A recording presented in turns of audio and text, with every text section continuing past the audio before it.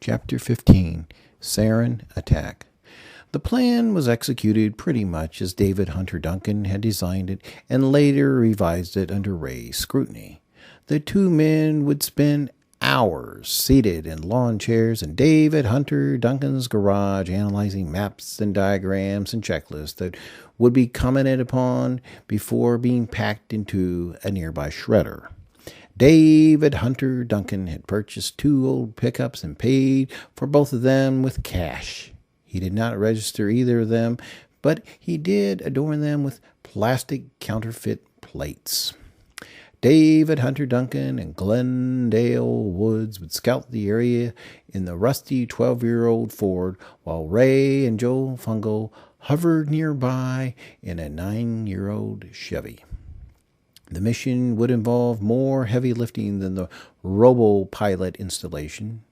The plane had not been moved since the previous mission, status that was confirmed with radio sensors Glendale Woods had placed within the cockpit. Presumably, the fuel tank would still be full, and presumably the motor would turn over. Nonetheless, David Hunter Duncan would transport 50 gallons of fuel in the bed of the Ford just in case.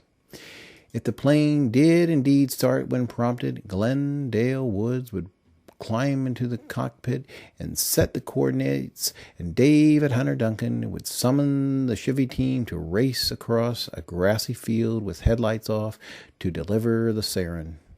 The plane would be taxied outside the barn, and gallon wine bottles of Sarin would be hastily packed into the cockpit. As a final measure of subterfuge, David Hunter Duncan would deposit a few items that contained strangers' DNA. He would toss a couple of cigarette butts, an empty Coke can, a Snickers wrapper, and a few hair clippings he had purloined from a beauty shop dumpster. The Cessna would be launched, and the 4 men and 2 trucks would casually amble back to an empty garage that David Hunter Duncan planned to someday convert into a body shop. The flight distance would be 642 miles according to one website, 644 according to another. The guided missile would hit its target in 3 or 4 hours, depending on the wind. It would reach its destination around 3 or 4 a.m. Tennessee time, which happened to be an hour ahead of Texas. All the principals agree that it was important to strike in the early morning on a weekend. The goal was to contaminate the target building for months or even years to come. There was no reason to kill wantonly. The second phase of the mission was more logistically challenging. When they initially installed the robopilot, David Hunter Duncan and Glendale Woods only had to jump a property line fence that bordered the road. The robopilot weighed a few pounds, and the tools used to install the last defense system, they were marketed as a backup safety item should a pilot become unconscious, were not particularly burdensome. But on this evening, the 2 squads would drive across a once furrowed pasture without the benefit of headlights. First, David Hunter Duncan would drive the Ford a few hundred feet down an access road. He would then take a sharp left and bounce across the corduroy field until he reached the barn. Meanwhile, Ray and Joe Fungo would post the Chevy at the mouth of the access road and scan the horizon for headlights.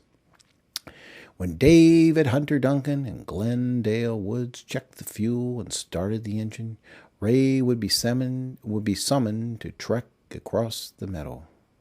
There would be one scare. David Hunter Duncan would run over a tree stump that would cause a scraping noise but would not bottom out of the truck or spill airplane fuel. He warned Ray of the hazard's location, and the Chevy's ride would ultimately be a bit smoother.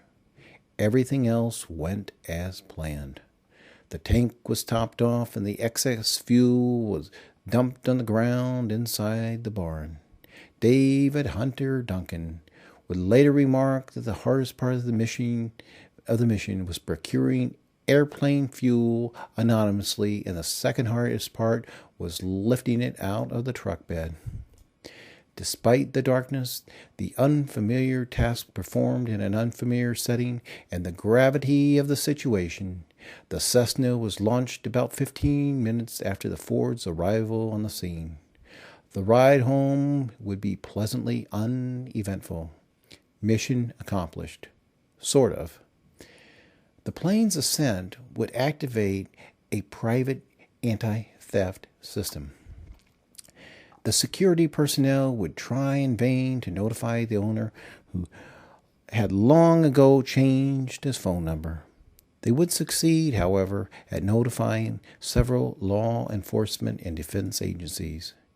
As the aircraft was programmed to travel as the crow flies, it would cause a ruckus as it crossed flight lanes at George Bush International Airport in Houston. It would show up on the radar of smaller airports and military installations. At Memphis, the identified flying object caused a control tower ruckus as it descended rapidly under maximum power. It would overshoot the nondescript 598 building that housed the Memphis office of the Bureau of Alcohol, Tobacco, and Firearms. The highly observed craft would hit the top of a 4-story office building with its wheels tucked in. The impact would make a gargantuan sound that could be heard in 3 states, and the plane would skip like a flat rock across a still pond.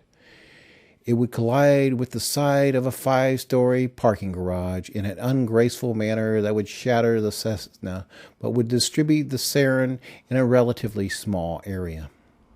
The press would report that the IRS offices were the intended target. They would tally the damage and count the dead. A street person named Steve Reynolds had been killed by falling debris. 3 rescue personnel, all members of the Memphis Fire Department, would succumb to the nerve gas. 12 people would survive the sarin exposure with varying degrees of nerve damage.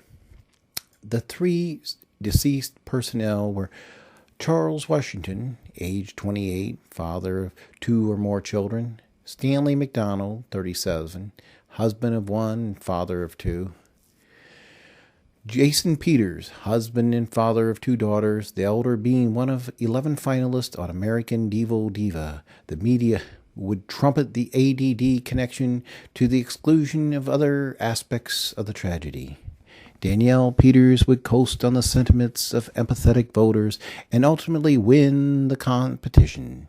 ADD would enjoy its highest ever season ratings, and backlash sympathies would be expressed for the more talented performers who were sent home early. When tracks were covered and new shows were disseminated, David Hunter Duncan was left with one unassailable conclusion. His son was in every bit as much peril as he had been at the start of this ordeal. The bleach ammonia attack, the Sprite attack, the Sarin attack, all 3 did damage. The Sprite attack even caused the government, both at the state and federal level, to throw in the towel against dozens of minor criminals when key buildings were contaminated and vital personnel were sickened. But Delbert Wayne Duncan was still as vulnerable as ever. At home in his rustic Wild West-themed living room, David Hunter Duncan watched vintage TV comedies with his wife Hope. When his spouse went to bed, he poured himself a few fingers of Johnny Walker Red and talked tough to the screen. "You fucked with the wrong daddy this time, boys. You ain't seen nothing yet."